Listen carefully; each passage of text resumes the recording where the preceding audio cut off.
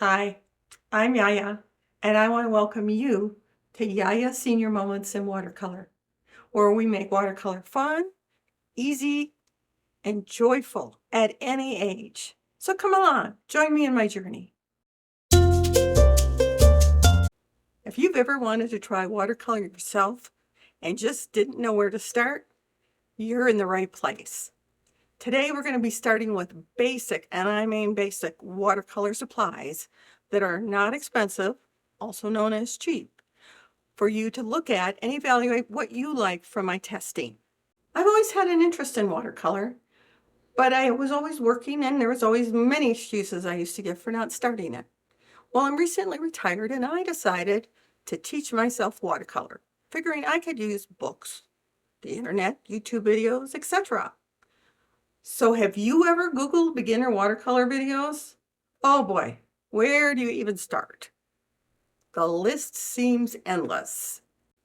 Well, 9 months into my own watercolor journey and having watched a plethora of videos, is it a plethora? And having looked at a plethora of YouTube videos, bought out Amazon's supply of watercolor workbooks, and looked at numerous websites.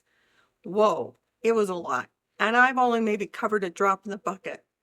So I decided to make it easier for the next beginner, you, and give them a head start on where to go. That's the goal of this series, is to present overviews, examples, as well as point you to the videos, books, and websites that I found helpful. So what I'm presenting has been vetted by me, and they're my personal favorites. So keep in mind, it's very subjective, but we'll get you started on watercolor at the end of this lesson. Let's set the record straight right at the beginning of this series. I'm not a teacher, nor do I claim to be an artist. I'm a fellow watercolor student on this journey with you. The focus is on having joy in doing watercolor. And I really relax when I do it. So I want this to be stress-free for you as well and to have fun. I did complain to my family the other day because I didn't have time, or I didn't make time to do my watercolor. So my question to you is, have you ever tried watercolor before? Or is this your first time, like it was for me? I'd really like to hear your comments. So if you could answer in the comments below, tell me about your watercolor, if this is a first time or if you have some experience. In addition, I will show you my work, the good, the bad, and the really, really ugly. So let's get started and talk about supplies. Many of us are on a budget. So in this first episode, I'm going to cover 3 sets of supplies that are all around $15 for paper, brushes, and paints. As you can see on the screen, I bought 3 sets of watercolor, one from Amazon, one from Walmart, and one from Michaels. Amazon, I bought generic brushes, generic paper, as well as a palette of watercolor paints. From Walmart, I bought some Canson graduate paper, some Royal & Langnickel all media brushes, as well as another palette of paint. And finally, from Michaels, I bought their Artist Loft 2 paint, again, some Royal & Langnickel brushes, but specific to watercolor, and some Strathmore watercolor paper. Links to all the products used today are below in the description. Click on it and you'll see the links. And yes, nicer supplies will allow you to explore more options in watercolor painting. However, starting off, when trying to decide if you even enjoy watercolor, these supplies are a good place to start. If you are interested in more moderately priced supplies, I will evaluate those in the next video. I personally tried all 3 sets and made examples of my testing for the paper, brushes, and the paints. Starting with the paper, I tested the paper from each set to print some truly simple, and I mean simple, flowers and trees, as well as a wash. On a side note, I did use my own paints and brushes, so that I tried to equally compare the papers. Starting with the paper, I tested the paper from each set to print some truly simple, and I mean simple, flowers and trees, as well as a wash. On a side note, I did use my own paints and brushes, so that I tried to equally compare the papers. As you can see, all did fairly well on the flowers and the trees. I probably like the spread on the Amazon generic a little bit better, although, again, all 3 did a great job. The wash, which was a wet on wet, and you're going to learn about that later today. The Amazon generic did very well. The Strathmore did fairly well, but the Canson I was not impressed with. There was a lot of streaking and running, and you really don't want to see that. So overall, my favorite is probably the generic from Amazon because it did the wash well and it was the least expensive of the paper.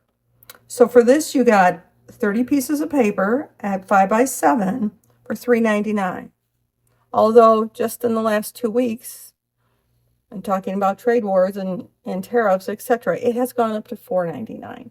However, you can buy it in a larger quantity for a cheaper price per page, which I went back and did because it was my favorite. So here's a hint for you. Don't try to perfect your washes on the cheaper paper, although the generic and Strathmore did fairly well. I want to show you some of my beginning washes here. I got so frustrated with washes. These are my washes. Same paints, same brushes, and I could not do a wash to save my soul. But then I found out it wasn't me, it was the paper. And I want to show you, this is a recent one I've been working on. This is on arches, and we'll talk about arches in the next episode. But as you can see, compare this wash to these washes. You do it on good paper and you get a good wash. So back to the papers. Like I said, my favorite was the Amazon generic because it did the best of the washes. I did 2 washes. I didn't tell you that, but I did do 2 washes just to make sure the first one was, maybe a fluke, and it did better on the second wash. Or was it user error? And I'll freely admit to user error. For now, in the first few episodes, we won't need to do any wet on wet washes, so any of the papers will work fine. Depending on your ability to get the supplies, if all you can get is Walmart and they have the least favorite paper, it's still great for practice. So don't worry about it. I'm just giving you my opinions as we go along. More about paper will come in later episodes where we'll discuss paper properties, such as hot press, cold press, rough, the weight and fiber content. For now, all 3 papers in the test were cold press. Testing the brushes came next. Again, they were all worked well, retained their shape, retained their point. Any of them would work well for beginners. So again, this is Amazon's generic brushes. This is the Michaels Royal and Lang Nickel. And this is the Walmart Royal and Lang Nickel All Media. The only comments I have about it is that for the generic brush, I did have problems making the dots. If you notice, they're not quite as round as this because it was almost too pointed. And on the Royal and Lang Nickel All Media, I struggled to get a good point. If you notice, the others have a nice point on them. I struggled to get a good point on these. So again, overall, any of them would do. If I were to pick one, I would probably pick the Michaels Royal and Lang Nickel set with a set of 5. And they were a little above budget. They were $7.69, but if you notice, we still kept it at $15 for both the paper and the paints. Personally, I use the Princeton Snap White Synthetic Paintbrush Set for acrylic and watercolor. It's a set of 4 paintbrushes for $8.97 from Amazon. So again, a little above the cheap budget.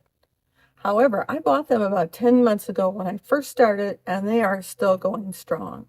So I would recommend them if you can up your budget another $3 or so to get the snap brushes. And lastly, I tested the paints. The Amazon and Walmart purchases, if you remember, were palette sets, and the Michaels brand was a set of 12 tube paints. Again, for beginners use, all 3 sets worked fine. I used the Royal and Lang Nickel from Walmart straight out of those little round discs, if you remember seeing them, and thus the brighter colors. For the Michaels, if you remember 2 paints, I did have to put them on a palette to mix the colors that I wanted. And also for the Amazon one, I wanted to try mixing colors from the palette. So I also took the color out of the little pans, paintbrush, and put it on my palette and mixed it with colors to come up with some different shades. But again, they all did fine. You can make all of them look this dark if you choose. I tend to like the more translucent look, and I had fun mixing colors, but many of you are not going to want to try using only 12 tubes of paint to mix colors. So in that case, I would recommend either the Amazon palette or the Walmart palette. And here's another hint for the day. When you're choosing cheap watercolor paints, you need to activate them first. And what that means is simply wetting them.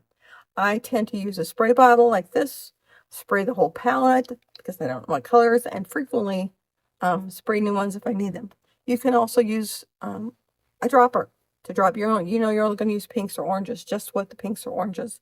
And then let it set for a few seconds. Doesn't need to be a whole minute, but you'll notice if you take your brush with some water and just mix it on the palette, you'll be able to tell when it starts giving you paint on your paintbrush. So again, let them set for a few seconds after wetting them. And if you don't have a dropper or a spray brush, just use your regular brush. Dip it in water and just take it and drip some on there and activate it that way. And it'll work just as fine. On a side note, I did try 2 all-in-one sets. The pictures are on your screen, but I really couldn't recommend either one of them. On the top one, the Artistro watercolor paint set, I really struggled to activate those paints. Once they activated, they were good colors, but I had to keep adding water and adding water to be able to paint from it. The other one was from Joann Fabrics, the Art Alternatives. So you might be tempted like me, stuff is on sale, get a good deal on it. But the quality, I tried the 2 paints, the quality of the 2 paints just wasn't there. And so again, save yourself some money and don't try these 2. My last tip of the day is to save your work, even copies of your drills. I didn't do this often at the beginning, so when I go through trying to find things to show you where I started, I struggle with that. Although you did see my washes that were bad. So get yourself a notebook like I showed you with my washes in it and start collecting your examples. It's one of the ways to see your progress, where you were and where you've come to. In addition to the paper, brushes, and paint, you will need some basic supplies, but most likely you have them around the house.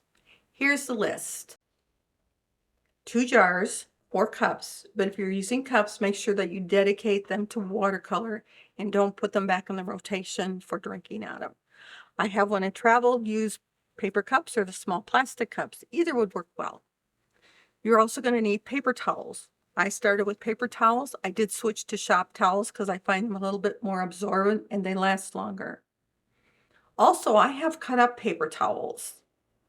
They're just 2x2 squares and they're very helpful just to have when you need to wipe your brush, grab something off your paint that you didn't mean to do for mistakes. They work great. I also have you some small spray bottle and or a dropper. I also have Q-tips and we'll talk about using them next week. I'll show you where I use them. And also you need a palette. One of the books I have recommended just going to the thrift store and picking up a white ceramic dish. And I did. So this is just a screenshot of my palette. It looks different every day because I mix colors on it, but it's been great. So if you want a cheap resource for your palette, again, you can get the small plastic ones, or go to the thrift store and see what you can find. If you already have your cheap supplies purchased, by all means, tell me in the comments below, would you please, what you use, what you like about them, what you don't like about them.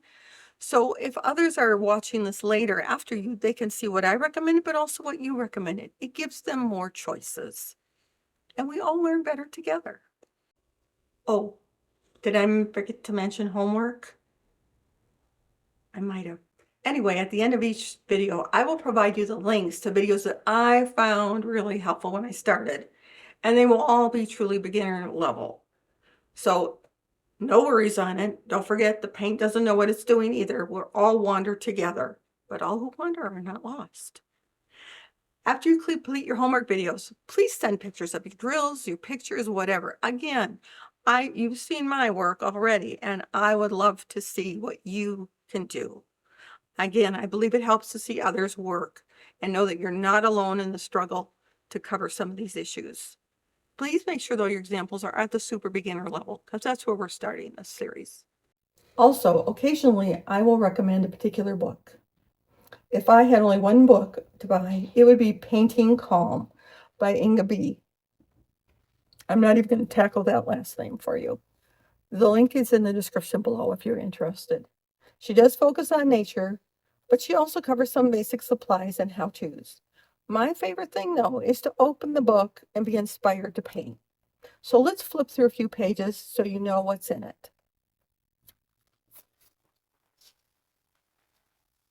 Painting Calm. And I'm going to skip her first because she talks a lot about stuff here, but getting started is where you want to look. And she'll talk about the different types of paint. Pans, which we'll talk about more next week, and tubes, different brushes that she likes, different shapes, how to practice. There's a lot of good information in here. So flipping through, I just wanted to show you that, and I'll show you some of what I've done in here again, good, bad, and ugly. Here's one that I really like.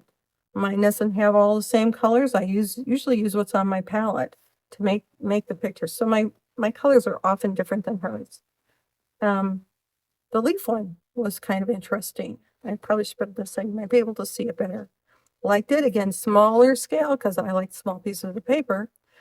But it looks, it's my interpretation of her art. Again, who knew? I didn't know I'd like an olive branch, but I happen to like it. And if you notice, there's a little bit of black outlining on some of these. When we get into the lesson on mixed media, we're going to talk more about that. Here's just a branch from a fir tree. I don't know my fir tree, so I can't tell you what kind. Looks like pine, maybe. Seeing something in here. There we go. Again, colors that were on my palette compared to hers. I actually like mine better, but that's just me. And then finally, that was into my abstract work. Again, it doesn't look the same, but they can be an inspiration to whatever you want to do with it. So again, the book this week that I'm recommending is Painting Calm by Inga B.